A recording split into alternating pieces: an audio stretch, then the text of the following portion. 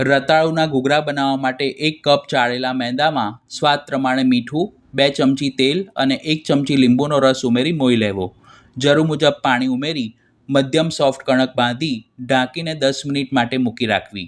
250 ગ્રામ રતાળુને pressure કુકરમાં વરાળથી બાફી ઠંડુ પડે એટલે છીણી લેવું.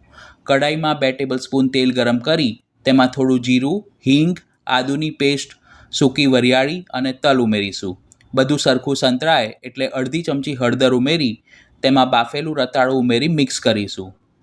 તીખાસ માટે તેમાં 1 ચમચી મરી પાવડર, અડધી ચમચી જેટલું ધાણાજીરું પાવડર, સ્વાદ પ્રમાણે મીઠું ઉમેરી 5થી 7 મિનિટ માટે શેકીશું. છેલ્લે તેમાં ખટાશ માટે થોડો લીંબુનો રસ, 1 ચમચી બુરું ખાંડ અને 2 ટેબલસ્પૂન કોથમીર ઉમેરી મિક્સ કરી સ્ટફિંગને ઠંડુ થવા દેવું. બાંધેલી મેંદાની કણકમાંથી લુવા કરી આ રીતની મધ્યમ જાડી ગોળ પૂરી વણી લેવી. સ્ટફિંગ ઠંડુ પડે એટલે તેને પૂરીની વચ્ચે મૂકી સામસામેની કિનારી ભેગી કરી બિલકુલ હવાનો ભાગ ન રહે તે રીતે ફીટ ઘૂઘરા વાળી લેવા. કિનારી ઉપર આ રીતે કાંગળી પાડી લેવી. બધા જ ઘૂઘરાને સ્ટફ કર્યા પછી તેને તળવા માટે કડાઈમાં જરૂર મુજબ તેલ ગરમ કરી ધીમીથી મધ્યમ આંચ ઉપર બંને બાજુથી લાઇટ બદામી રંગના અને ક્રિસ્પી થાય ત્યાં સુધી તળી લેવા.